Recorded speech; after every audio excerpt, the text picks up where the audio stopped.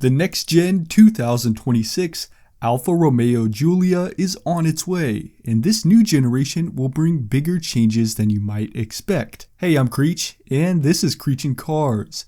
Today, I'll be offering you an early look at the completely redesigned Alfa Romeo Giulia SUV. For decades, the Giulia has been Italy's premier sports sedan, and it was one of the pioneering models of the sports sedan segment. The recent return of the Giulia has been fairly successful, with the model going stride for stride with well-established rivals like the 3 Series. However, that era has officially come to an end. The current generation of the Giulia is now 10 years old, and this upcoming generation will not only replace the current model, but it will replace it with an SUV. This is part of a broader shift in Alfa Romeo's new brand strategy, but I'll go into more detail on that later. For now, let's take a look at what the new exterior styling could look like now that the Giulia is an SUV. Alfa Romeo has said that the new SUV design has been finalized, but it hasn't been shown to the general public just yet, so we'll have to rely on renderings for now to get a rough idea of what the new Giulia might look like. I think the general proportions will resemble the so-called SUV coupe body style, with that hard sloping roofline and an aggressive design that emphasizes the model's sportiness. One aspect of the design that you can count on being present is the classic trefoil grille design.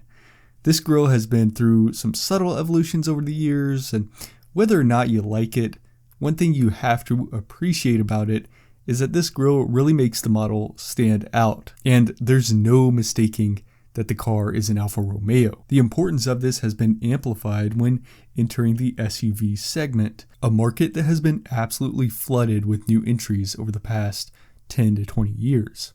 I wouldn't be surprised if Alfa Romeo blends in a little bit with some of the more trendy design cues, like a rear light bar for the taillight assembly, or this 2-sectioned headlight assembly where the upper portion is merely a segmented running light and the actual headlights are lower on the fascia. But overall, you can expect them to emphasize that Italian flair and the natural sportiness that we've come to associate with Italian cars. And for some things like the wheels, I think Alfa Romeo can just stick with what they've been doing. Their wheels are very unique and recognizable, but they still look really good. Heading inside, you can expect some major changes in here as well.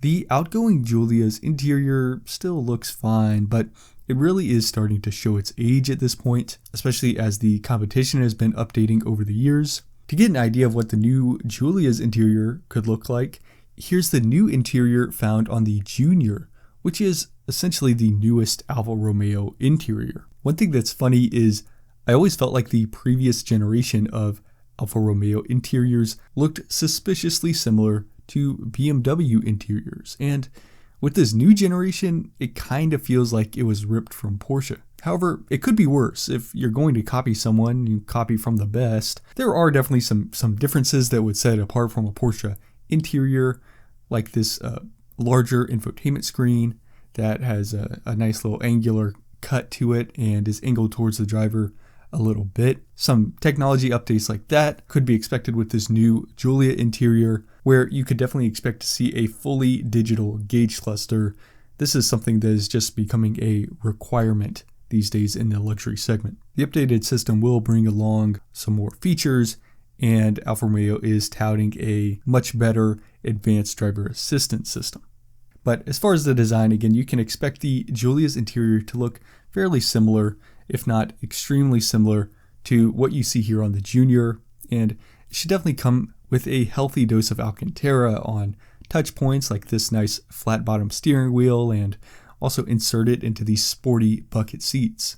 The change in body style may bring about more headroom and legroom, along with a much larger cargo area when opposed to the smaller Giulia sedan, although I would expect that sporty roofline to cut into the cargo area, and that cargo area may be a little bit smaller when you're comparing it to some other SUVs. Stellantis has confirmed that the new Giulia SUV will be built on the STLA large platform.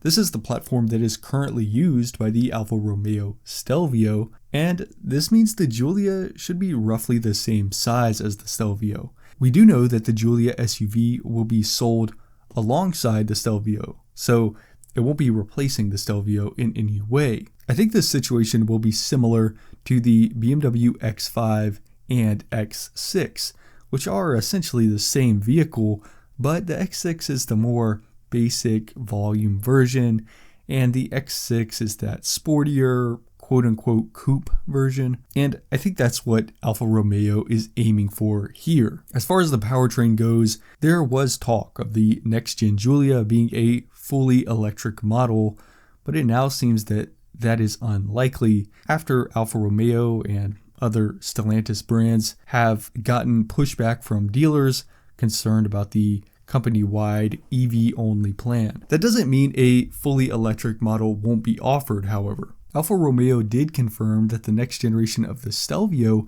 will feature a fully electric powertrain and a hybrid powertrain. It does seem that the new Giulia and Stelvio will be very similar under the skin, so if I had to guess, I would say that the new Giulia will come standard as a hybrid and have the option for a fully electric powertrain. The outgoing Giulia has 275 horsepower and 300 pound-feet of torque standard, and the new generation should see those numbers boosted a bit.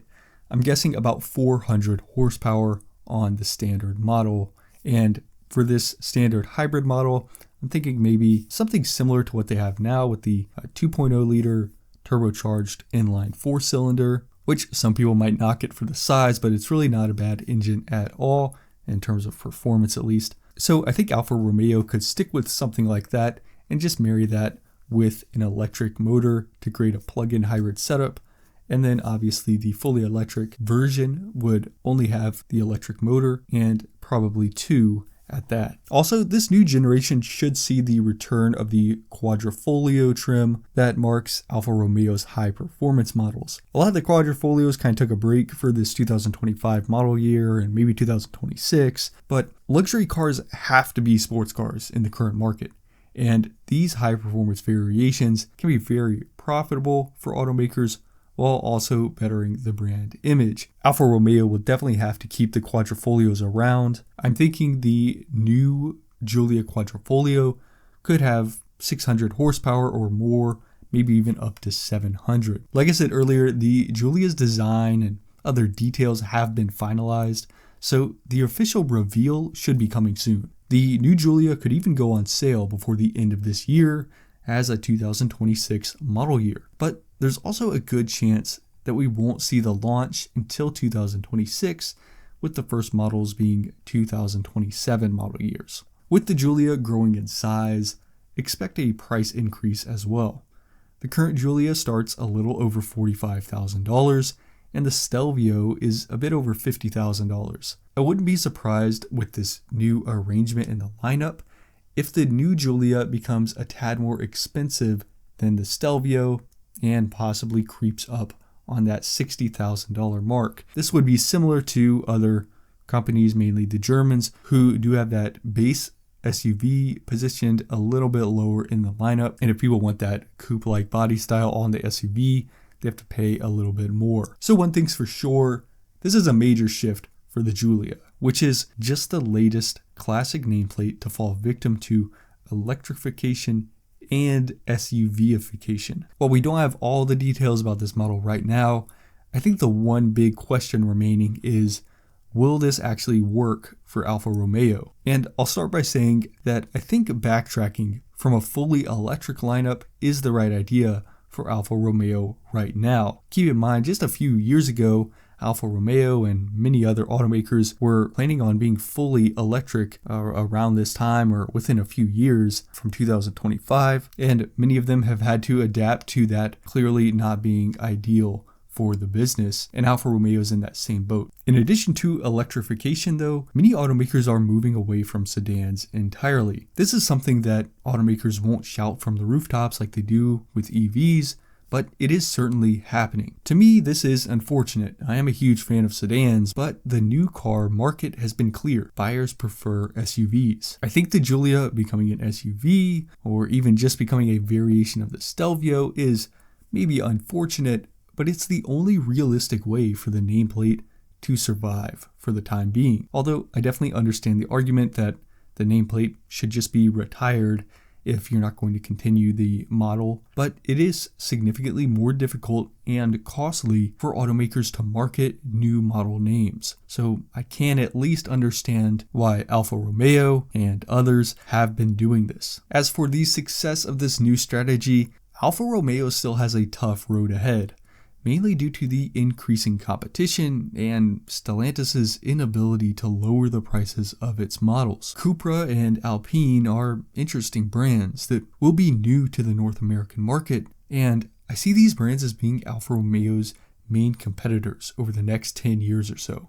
During Alfa Romeo's return to the US, it has been able to take on the established German competition by seeming quirky or more unique, but as the competition continues to ramp up, especially in this sporty SUV segment, Alfa Romeo will have to remain very competitive on price and features, especially against a brand like Alpine. So there's everything we know so far about the all-new next generation 2026 Alfa Romeo Giulia SUV. On this channel, I talk about car news like this, as well as history and culture. Make sure to give the video a like and subscribe so you won't miss any future uploads. Thanks for watching, and I'll see you next time.